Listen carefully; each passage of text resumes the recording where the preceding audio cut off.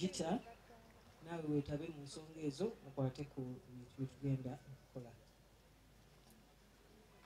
Ngenda boogerako mu Luzungu mutegeke amatu gammwe tusobole okuba nga tuwulira Oluzungu. This multiple award-winning songbird started out. Juliana has no stage name, but all she's remembered for is heading the list of female musicians since she sang Tata Wabana, followed by Mama Ndagire and the timeless Nabikowa album. She broadened her fan base to East Africa and beyond when she got a seat at the Tusker Project Fame judges table, where musicians from all over East Africa competed for the top slot. Juliana has more than 30 hit songs, hit after hit. These songs have topped the charts through the years and have won multiple awards in Uganda, Kenya, Tanzania, Africa, and beyond.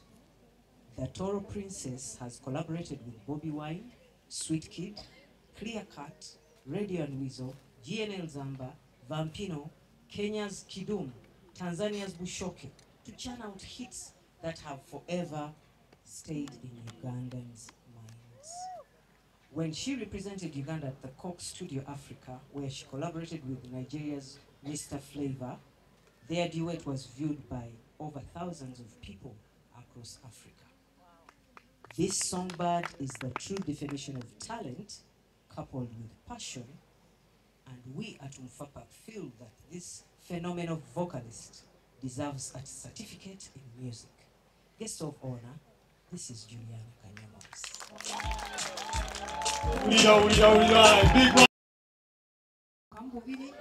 Abakakase ntimusazeeko bigambo katulabe. Thank you so much. Kane mwebale nnyo. Agamba yimbireyo mba. Obanjogerekamu. Neera ne mwegero bangayi. Inyalyo Yesu Mukama. Okutolinze nandibaddenja. Nabino byonna Mukama binnuma. Bitwaye abalabe bange bazijjeko olukongolo. Thank you.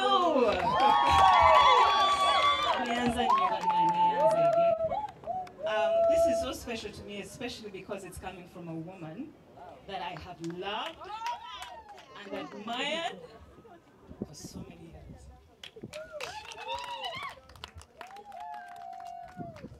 Thank you so much. It's been an amazing journey. I was actually listening to her reading my entire thing and I'm like, is this me? So I got all this, I achieved all this. It's amazing how much time can fly. Over so many years, and it feels like it all happened in a blink of an eye, you know? But thank you so much. Most importantly, congratulations to you guys. Congratulations. You're joining the creative world, so the only thing I can tell you is your uniqueness will be your power. Don't be afraid of your uniqueness. Your uniqueness is your strength. Number two, be professional. Whatever you do, be professional. Keep your end of the bargain. Whatever you agree to do for someone, do it and do it well. Some doors will get shut in your face. But don't take that as a disappointment, but rather use it as motivation to prove that person wrong. Whoever shut that door. Okay? I wish you nothing but the very best. And thank you again,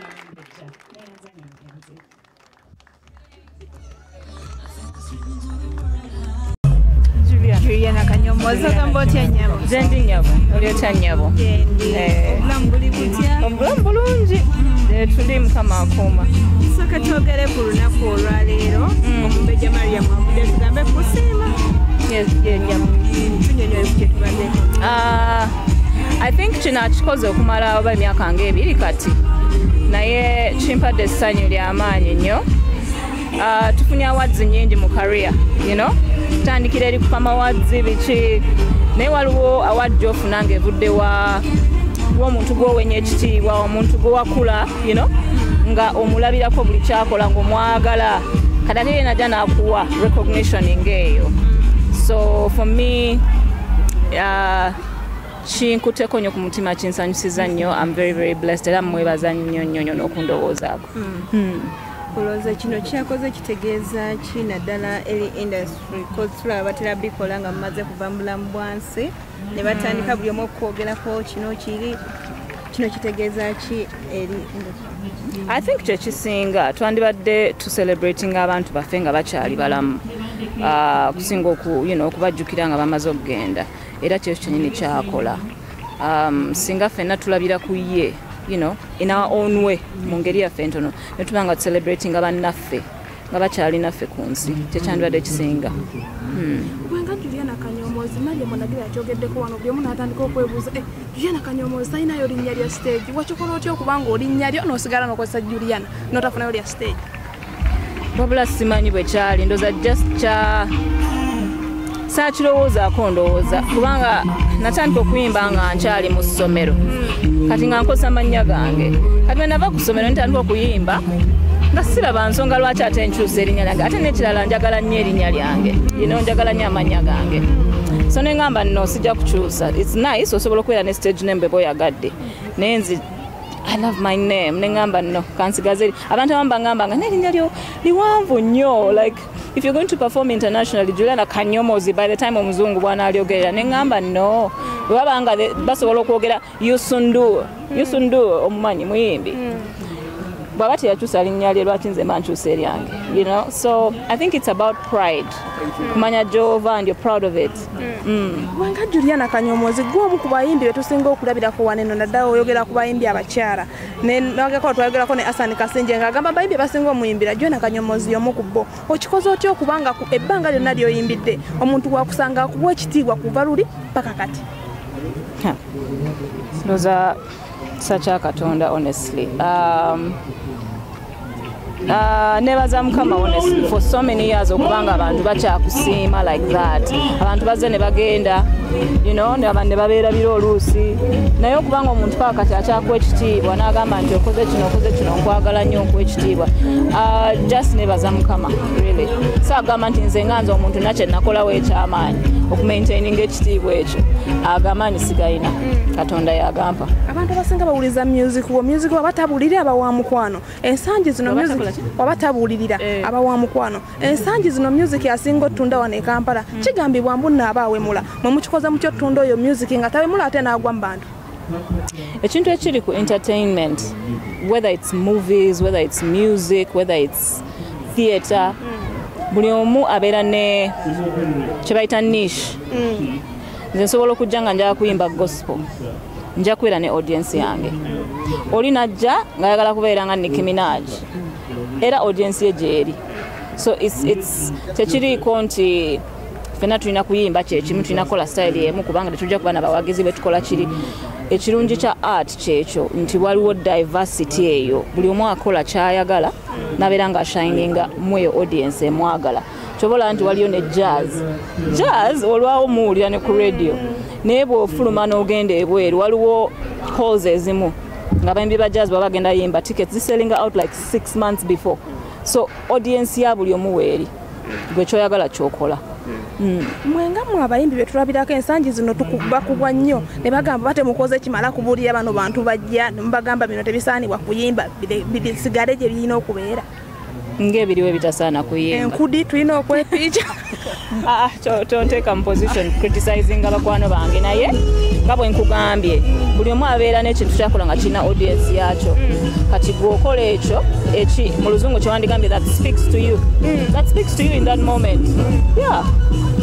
Wenga Juliana Kanyomozi obaddewo ebbanga lino lyonna kizibu nnyo okuwulira mu ntalo oyinza okuba ozirimu naye nga tezifuluma nnyo eno. Abayimbi abakyala kigambibwa mbu kati music waabwe apromotingibwa ku ntalo okubye luno n'enkuddamu luno magezi g'osobola okubawa okulanga mbo ng'abakyala tebeekuba mu maaso ga kamera? antanti kati era nkuzayo ku kiri kyenjogedde bantu bakulu si baana bato so bakole bo kye baagala. Juliana Kanyomozi bajja kwebuuza DJ n'omuyimbi yeetaaga munne. Yeah, of course. Nnyo. DJ nnyo. Magezi go abayimbi abalina entalo ne badinga ensangi zino. I think balina okimanya nti industry yaffe etambulira ku ku magulu mangi. Kati nze bwe nnyimba oluyimba ne belunyuma lutya DJ alina oddukuba gw'oluwulire. DJ bw'atalukuba ogenda ddusangawa. Kale waliwo social media naye kyeŋŋambye nti ebintu bino byonna obyetaaga to strengthen gwe kyokola product yo. So bwe nfulumya oluyimba DJ mwetaaga, blogger mwetaaga, vlogger mwetaaga, TV njetaaga bonna. So but DJs they play a big role n'okwagazisa. Okimanyi kyoyinza okuliza oluyimba n'oluwulira noga lulungi naye until the DJ plays it for you over and over notandika oga ni lulimba nga lunyuma nga buli bwogenda mu governor balukuba emirundi nga 10 you end up liking it. Okitegeera. So DJs are very important. Abantu abanaliste ba music we Uganda bagamba nti nno bannayuganda abayimbi mwaluzinga identity. In terms of what? Mu sound? Yes, timwakopa nnyo ne musulawo ekyamumukira bwe kyemusanze kituufu si kituufu. Si kiwante ekyo kituufu. Identity kyeki. Music alinga fashion. Music alinga fashion. Taliiko mateeka nti olina kuyimba bwoti beat erina kugenda bweti. It's what's like artistically buli omu alina ekintu ekiye kyayagala, sound teriiko mateeka nti erina yita wano.